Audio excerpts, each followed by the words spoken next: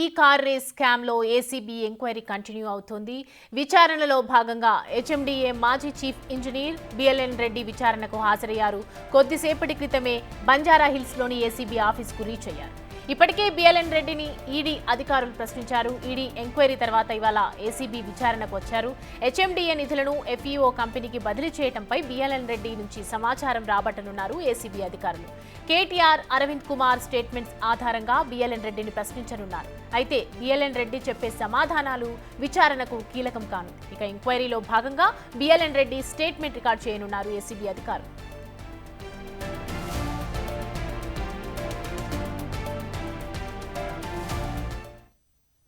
ఇక ఈ అంశానికి సంబంధించి మరిన్ని అప్డేట్స్ మా ప్రతినిధి రానా లైవ్లో అందిస్తారు. రానా, ఇవాళ ఏసీబీ విచారణ జరుగుతోంది. బిఎల్ఎన్ రెడ్డికి సంబంధించి విచారణలో ఎలాంటి అంశాలు తీసుకొచ్చే అవకాశాలు కనిపిస్తున్నాయి? ఇవాళ చాలా కీలకమైనటువంటి విచారణగానే మనం పరిగణించాల్సిన అవసరం ఉంది. ఎందుకంటే ఇప్పటికే చాలా ఇంపార్టెంట్ వ్యక్తుల యొక్క స్టేట్మెంట్ కూడా రికార్డు చేశారు. ఒక్కొక్కరిని 6 గంటల పాటు కూడా ఏసీపీ అధికారులు విచారించినటువంటి నేపథ్యంలో ఇవాళ బిఎల్ఎన్ రెడ్డి అన్నిటికీ సూత్రధారిగా ఉన్నటువంటి పాత్రధారిగా ఉన్నటువంటి బిఎల్ఎన్ రెడ్డి యొక్క స్టేట్మెంట్ని ఏసీపీ అధికారులు రికార్డ్ చేయబోతున్నారు.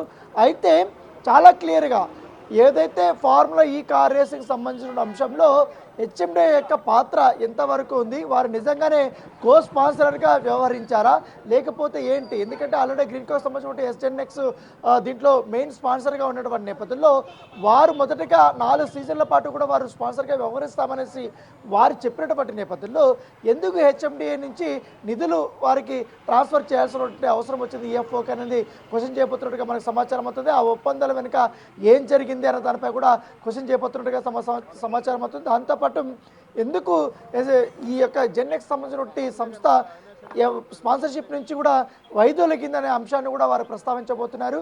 దాంతోపాటు మీకు ఆదేశాలు ఇచ్చింది ఎవరు? మీరు చీఫ్ ఇంజనీర్గా ఉన్నటువంటి నేపథ్యంలో కేవలం హెచ్ఎండిఏకి సంబంధించిన అంశంలో ఎక్కువగా మీరు అక్కడ ఏర్పాట్లు చేయాల్సినటువంటి పరిస్థితి ఉండేది. అలా కాకుండా మీరు సెకండ్ సీజన్కి స్పాన్సర్ రూపం అవతారం ఎత్తి ఎందుకు డబ్బులు చెల్లించాల్సిన అవసరం వచ్చింది? మీకు ఆదేశాలు ఇచ్చింది ఎవరు? కేటీఆర్ మీకు ఎలాంటి ఆదేశాలు ఇచ్చారు? వారు అటువంటి ఆదేశాలు ఇచ్చిన తర్వాత మీరు ఎవరికి ఇచ్చారు? మీరు ఎవరి దగ్గర పర్మిషన్ తీసుకున్నారా? అంటే అరవింద్ కుమార్ నుంచి కానీ లేకపోతే ఇతరుల నుంచి కూడా ఏమన్నా మీకు పర్మిషన్ వచ్చిందా? దాంతోపాటు మీరు కేటీఆర్ ఆదేశాలు ఇచ్చారని చెప్తున్నారు కాబట్టి ఆయన ఏ రూపంలో ఇచ్చారు? అంటే ఆయన లెటర్ రూపంలో ఇచ్చారా లేకపోతే జీవో రిలీజ్ చేయించారా? ఆయన డిపార్ట్మెంట్ నుంచి కూడా ఈ యొక్క ఆదేశాలు వచ్చా?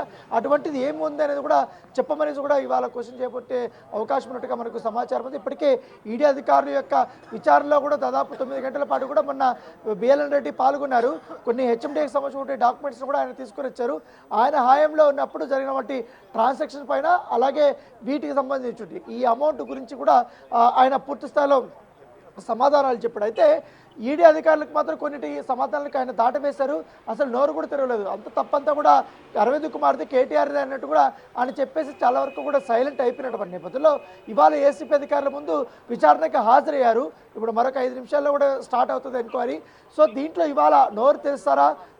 ఇవాళ అరవింద్ కుమార్ పేరు పాత్ర కానీ అలాగే కేటీఆర్ యొక్క పాత్ర అంతా కానీ తేటతల్లం చేస్తాడో లేదో కూడా వేచి చూడాల్సిన అవసరం ఉంది. ఎందుకంటే ఈయన చెప్పే ప్రతి అంశము చాలా కీలకంగానే ఏసీపీ అధికారులు భావిస్తున్నారు. ఎందుకంటే ఎక్కువగా ఈయన నుంచి కూడా ఈ యొక్క మొత్తం ఎంటైర్ ఎపిసోడ్ అంతా కూడా జరిగిందని చెప్తున్నారు.